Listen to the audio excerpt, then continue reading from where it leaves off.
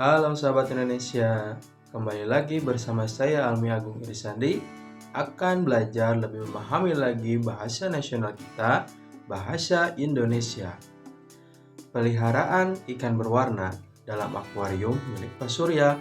Apa kabar kawan di sana? Semoga sehat selalu ya. Nah, tadi yang sudah saya sampaikan ada pantun di awal. Jadi, pantun merupakan salah satu karya sastra yang dapat dijadikan sebagai salah satu media.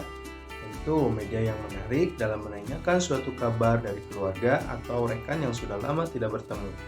Nah, pantun itu bisa dikemas dengan asyik dan lucu, menyesuaikan latar belakang dari pembuatnya. Pantun sendiri, menurut buku The Learning Cell, dalam pembelajaran menulis pantun, yang disampaikan oleh Wijaya Sustri merupakan jenis sastra lisan berbentuk puisi dari berbagai rangkaian kata. Nah, dari penjelasan tersebut, perlu adanya contoh pantun tanya kabar yang bisa digunakan ketika hendak menanyakan kabar secara informal kepada saudara, ataupun keluarga, maupun rekan kerja dan lainnya. Akan saya jelaskan di sini adalah tentang gambar berpantun, di mana gambar ini bisa digunakan di lingkungan sekolah dengan cara untuk mengajak dalam melakukan hal baik. Pantun sendiri memiliki ciri-ciri khusus yang tentu berbeda dengan karya sastra puisi lama. Nah, ciri-ciri pantun sendiri adalah yang pertama, pantun terdiri dari 4 baris atau lirik. Lalu yang kedua, tiap barisnya terdiri dari 8 sampai 12 suku kata. Lalu yang ketiga, 2 baris pertama disebut sampiran yang biasanya berisi tentang kiasan atau pengantar. Lalu sampiran ini tidak memiliki hubungan makna dengan isi. Nah, yang keempat, 2 baris kedua, yaitu baris ketiga dan keempat adalah isi atau maksud yang ingin disampaikan oleh penulis. Dan yang terakhir, pantun umumnya berdiri sajak A, B, A, B di akhir kata atau rima. Nah, adapun dari berbagai pantun yang bisa digunakan tentu memiliki jenis-jenis. Di antaranya, berdasarkan isinya antara lain, ada pantun nasihat, pantun agama, pantun anak-anak, pantun muda-mudi, ada pantun jenaka, pantun kias, dan pantun adat, lalu ada pantun teka-teki, dan tentunya masih banyak lagi. Yang pertama, di sini ada pantun anak, di mana pantun anak ini biasanya digunakan untuk anak-anak yang meliputi entah itu sukacita atau duka cita.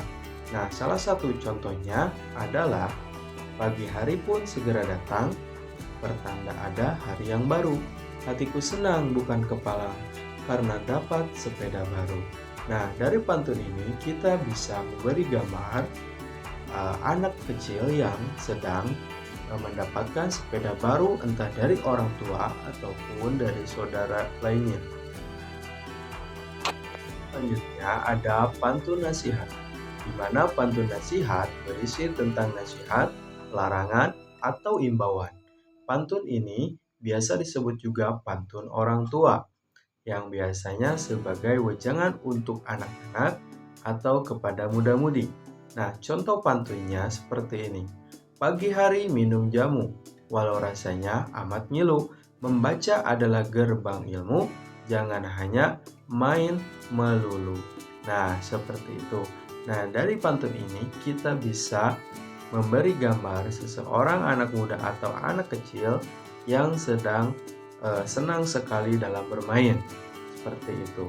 Nah, dari pantun ini juga kita bisa menempelkan gambar beserta dengan pantunnya di lingkungan sekolah atau di lingkungan masyarakat yang memungkinkan. Selanjutnya ada pantun jenaka, di mana pantun jenaka berisi guyonan atau candaan untuk menghibur pembaca ataupun pendengar. Selain guyonan, pantun tersebut juga digunakan untuk menyindir seseorang secara halus atau lucu sehingga orang yang disindir nyaris tidak mengetahuinya. Nah, contoh pantunnya, berakit-rakit kita ke hulu, berenang-renang, kemudian berpoya-poya kita dahulu, ditagih hutanglah kemudian. Nah, dari pantun ini kita bisa memberi gambar dengan orang yang sedang kesusahan dengan karena ditagih hutang. Nah, seperti itu. Lalu selanjutnya ada pantun agama. Di mana pantun agama ini kita bisa memberinya atau memberi gambar dengan cara yang pertama, contoh pantunnya adalah percuma punya cincin berlian jika dirawat saja tak mau, percuma punya kekayaan jika berzakat saja tak mau. Nah, dari pantun ini kita bisa memberi gambar orang yang sedang memberikan zakatnya atau yang sedang menyampaikan atau menjalankan kewajiban dalam berzakat. Dan yang terakhir ada pantun muda-mudi, di mana pantun muda-mudi dituturkan oleh kaum muda yang biasanya berisi tentang percintaan, perkenalan, dan lain sebagainya. Nah, demikianlah materi tentang gambar berpantun yang bisa saya sampaikan, terutama dalam pembelajaran bahasa Indonesia.